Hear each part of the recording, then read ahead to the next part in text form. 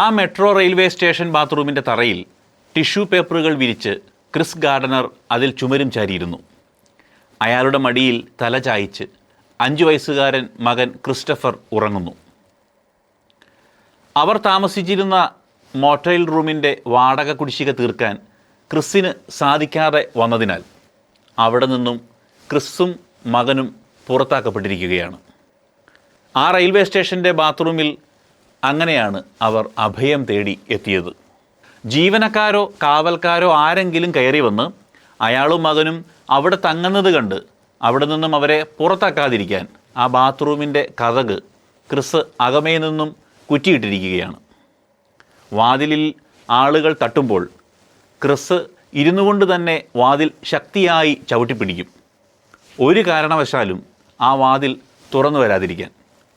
അങ്ങനെ ആരെങ്കിലും കയറി വന്ന് അയാളുടെ കുഞ്ഞുമകൻ്റെ ഉറക്കം തടസ്സപ്പെടാതിരിക്കാൻ, അവൻ ഭയപ്പെടാതിരിക്കാൻ. അങ്ങനെ ഇരിക്കുമ്പോൾ ക്രിസിൻ്റെ കണ്ണുകൾ ഇടയ്ക്ക് നിറഞ്ഞൊഴുകുന്നുണ്ട്. മുഖത്ത് പരിഭ്രമവും അപമാനബോധവും നിരാശയും സങ്കടവും വേദനയുമെല്ലാം ഇങ്ങനെ നിൽപ്പുണ്ട്. ദ പെർസ്യൂട്ട് ഓഫ് ഹാപ്പിനെസ് എന്ന ഹോളിവുഡ് ചിത്രത്തിലെ ഈ രംഗത്ത് ക്രിസ് ഗാർഡനറിൻ്റെ ദുരവസ്ഥ കണ്ട് മനം നൊന്ത് കണ്ണു നിറയാത്തവർ ആരെങ്കിലും ഈ സിനിമ കണ്ടവരിൽ ഉണ്ടാകുമെന്ന് എനിക്ക് തോന്നുന്നില്ല. ക്രിസ് ഗാർഡനർ എന്ന കഥാപാത്രത്തെ വിൽ സ്മിത്ത് എന്ന നടൻ അവതരിപ്പിച്ചിരിക്കുന്നത് ആത്മാവ് കൊടുത്തു തന്നെയാണെന്ന് ഓരോ പ്രേക്ഷകനും മനസ്സിലാവും. ഭാര്യയും ക്രിസ്സും ചേർന്ന് തുടങ്ങിയ ബിസിനസ്, ആ സംരംഭം വിജയകരമായി മുമ്പോട്ട് പോകുന്നില്ല. രണ്ടുപേരും കഠിനാധ്വാനം ചെയ്തിട്ടും ജീവിതത്തിൻ്റെ രണ്ടറ്റവും കൂട്ടിമുട്ടിക്കുവാൻ അവർക്കാകുന്നില്ല. നൈരാശ്യത്തിൻ്റെ ഒരു ഘട്ടത്തിൽ ഭാര്യ ക്രിസ്സിനെ വിട്ടുപോയി. മകനും ക്രിസ്സും താമസിക്കാൻ ഇടം പോലുമില്ലാതെ പെരുവഴിയിലാകുന്നുണ്ട്.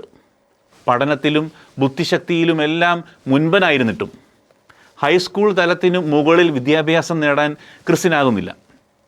ക്രിസ്സിന് ഓർമ്മ വയ്ക്കുന്നതിന് മുമ്പേ അവനെയും അമ്മയെയും അവൻ്റെ പിതാവ് ഉപേക്ഷിച്ചു പോയിരുന്നു.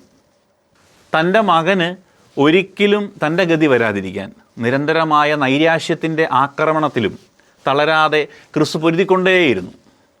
സന്തോഷമെന്നത് തേടിക്കൊണ്ടേയിരിക്കാനുള്ള ഒരു സംഗതി മാത്രമാണെന്ന്, അതൊരിക്കലും തനിക്ക് കരസ്ഥമാക്കാനാവില്ലെന്നുമുള്ള ചിന്ത ഇടയ്ക്ക് അയാളെ കീഴ്പ്പെടുത്താൻ ശ്രമിക്കുന്നുണ്ടെങ്കിലും അതെല്ലാം മറികടന്ന് സ്ഥിരോത്സാഹത്തിൻ്റെയും കഠിനാധ്വാനത്തിൻ്റെയും ചിറകിലേറി അയാൾ വിജയവും സന്തോഷവും നേടുക തന്നെ ചെയ്യുന്നു.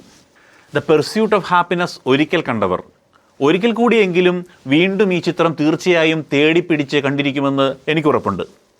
മനുഷ്യൻ്റെ പോരാട്ട വീര്യത്തിൻ്റെ ഒരു വലിയ സാക്ഷ്യം തന്നെയാണ് ഈ ചിത്രം.